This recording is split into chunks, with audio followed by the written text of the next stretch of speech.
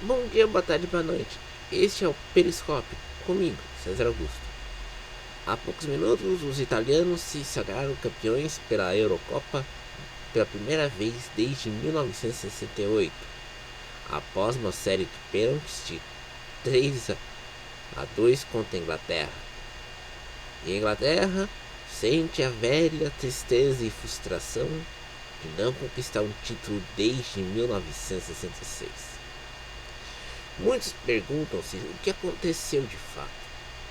Todos estão tirando sarro dos ingleses porque usaram o termo "It's come home", que em tradução em inglês seria "está voltando para casa", para "It's coming home", ou seja, está indo para Roma, berço da Itália pós-moderna.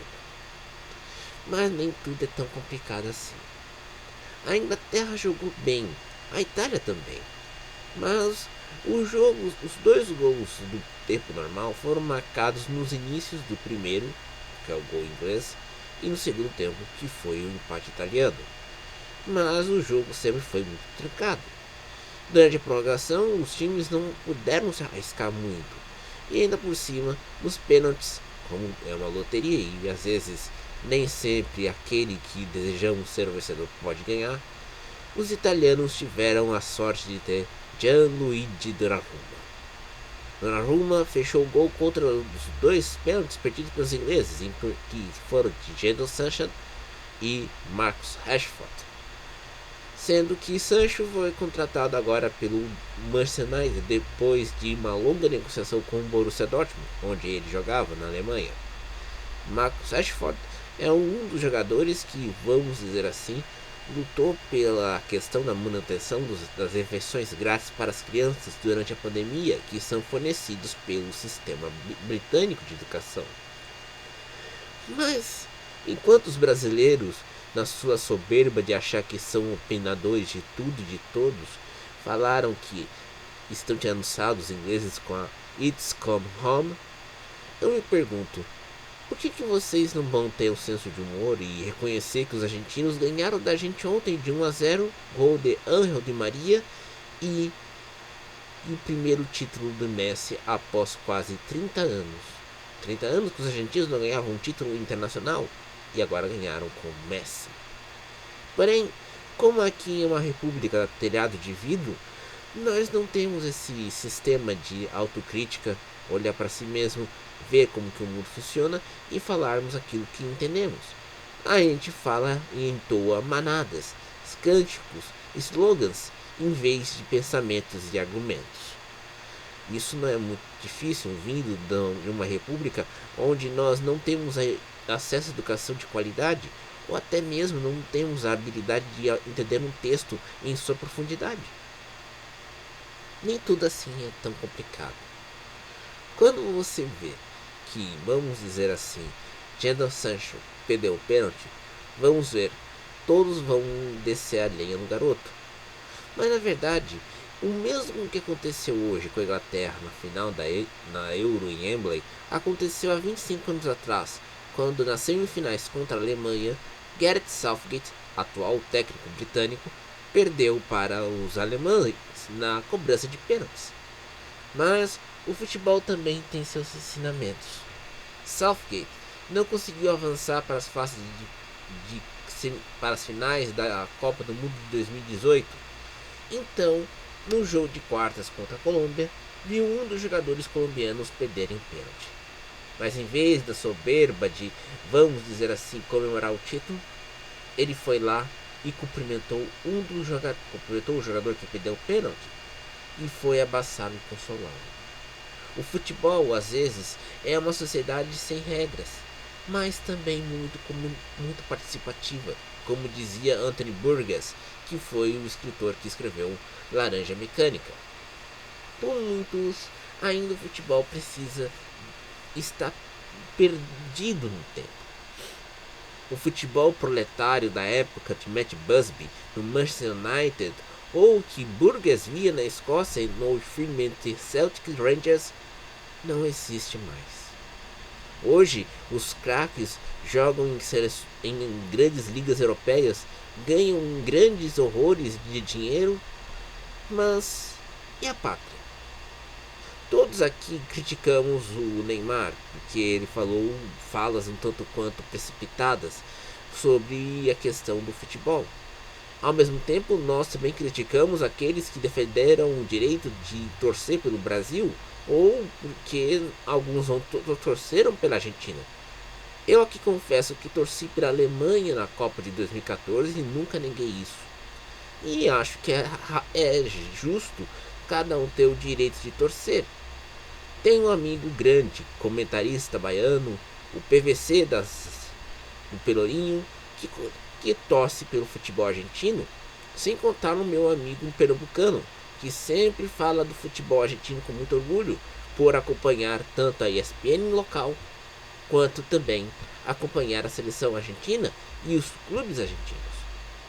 Os argentinos se orgulham de seu futebol por causa do seu comprometimento com a sociedade. Mesmo com a vitória na Copa de 78 de Mário Kempes e do técnico César Menotti, os argentinos não têm muito orgulho daquele título que ocorreu em meio a um clima de guerra suja entre os militares e os terroristas tupamaros, sendo que os tupamaros foram executados, execrados e exterminados pela ditadura militar argentina na Casa de Escola Mecânica da Marinha, em Buenos Aires, que é palco de hoje cerimônias anti-golpe militar que foram celebradas depois do grande julgamento em que os argentinos condenaram os líderes militares pelas execuções, desaparecimentos e sequestros, sem contar os voos da morte que pegavam estudantes de Mar del Plata e jogavam de um avião. Mas antes de tanto isso, os argentinos nunca perderam o seu gosto por futebol. Tanto que, mesmo quando em momentos em que a estrela maior do esporte não era o futebol, os argentinos sempre respeitaram as estrelas maiores e o futebol. Em 81, Carlos Reutemann estava disputando o título na Fórmula 1 junto com Nelson Piquet. Sempre se perguntavam, mas se caso tiver um jogo entre Boca e River no mesmo horário? Não tem problema. O jogo do Boca e River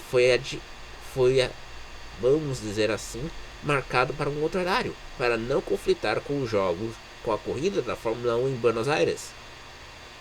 A mesma coisa aconteceu em 2007, Boca e River, mas ao mesmo tempo os argentinos galvanizaram seus sentimentos para a seleção de rugby, que é conhecida como Los Pumas, na semifinal contra a França. O que fizeram os argentinos? Atrasaram o jogo entre River e Boca e deram prioridade para o jogo de rugby, na semifinal da Copa do Mundo de Rugby entre Argentina e França. Quando os argentinos derrotaram os neozelandeses na Tri Nations do ano passado na Austrália, todos ficaram espantados. Era a oitava seleção a derrotar os All Blacks, e não era para menos. Para os argentinos, sempre estavam acostumados com uma derrota, mas vencer os neozelandeses foi um sonho. Porém, este canto durou apenas 2 semanas. Quando Maradona morreu no final do ano passado, era na mesma semana do jogo de volta entre All Blacks e Los Pumas. Mas em vez dos argentinos fazerem os Los Pumas fazerem uma homenagem ao Maradona, respeitando, por exemplo, o haka que os neozelandeses fazem, e fizeram com um haka especial em homenagem a Diego Armando Maradona, a seleção de rugby não teve tal espírito. Não é culpa de Pablo Matera ou Mário Ledesma, mas era uma questão simples. Para a seleção de rugby, não tinha muito o que fazer. Eles não tinham a tradição de homenagem aos mortos que, por exemplo, acontece nas culturas das regiões do Indo-Pacífico, e muito foi retratado nos livros de antropólogos como Claude Strauss-Kahn. Não é. Claude Lévi-Strauss, eu esqueço. Mas, naquele momento, quando os argentinos viram que os neozelandeses tinham uma camiseta especial para Maradona e colocaram no chão uma forma de fazer um hack em homenagem a um grande ídolo argentino? Nós nos perguntamos, por que os argentinos não fizeram isso? As críticas à empresa foram duras e cruéis com o mesmo time que 2 semanas antes tinha derrotado os All Blacks. Messi sofria isso, tanto que na Argentina, no seu hábito de dar apelidos aos jogadores e aos seus ídolos, ele é chamado de La Pulga. La Pulga nunca conquistou um título pela Argentina. Mas, quando conquistou o título ontem, por 1-0, gol de Di Maria, no Maracanã, os argentinos foram às ruas. E os brasileiros se perguntaram por que os argentinos que não pediram para sediar a Copa América devido ao, vamos dizer assim, a questão da pandemia, foram às ruas porque celebraram o título e a vitória da Argentina sobre o Brasil. Bem, os brasileiros deviam entender que celebrações não são controladas pelo governo. E ao mesmo tempo, os ingleses também eram criticados por quase terem 70 mil pessoas permitidas no estádio Wembley para ver a final entre Itália contra a Inglaterra.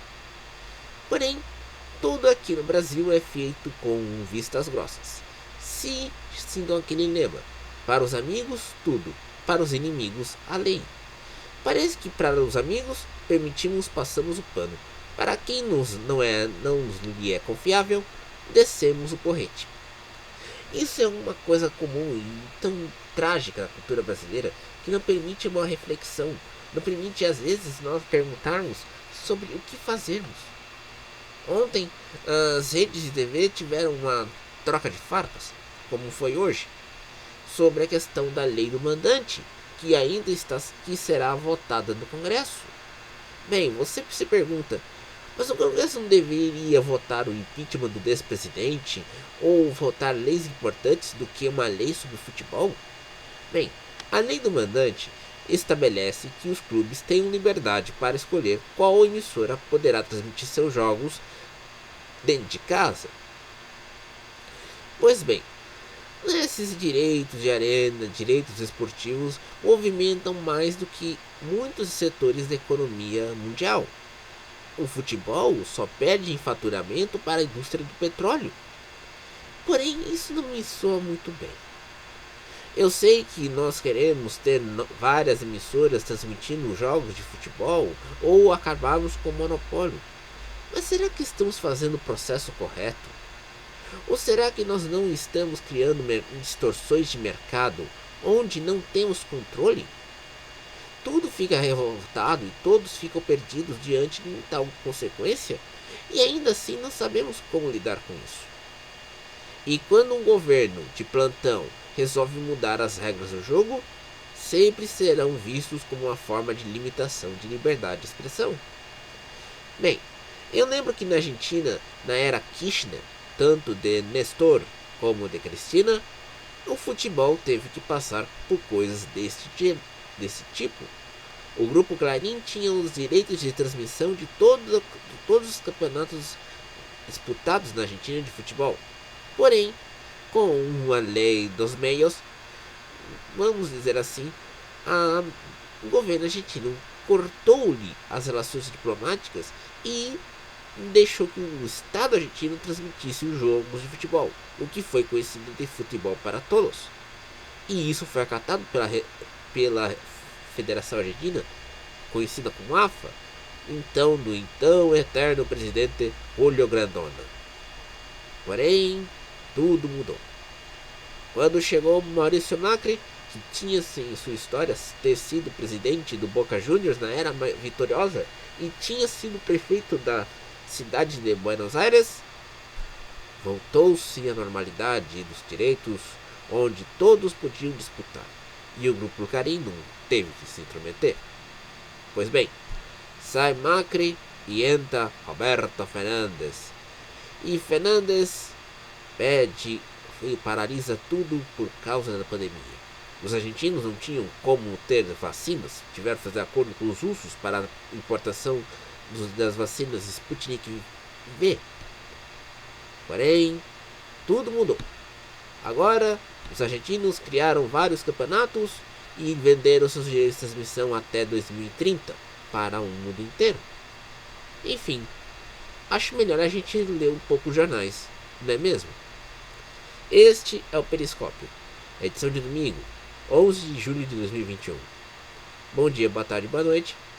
Siga a gente no mixcloud.com/periscópio e no mixcloud.com da Rádio Desbravadores. Até mais.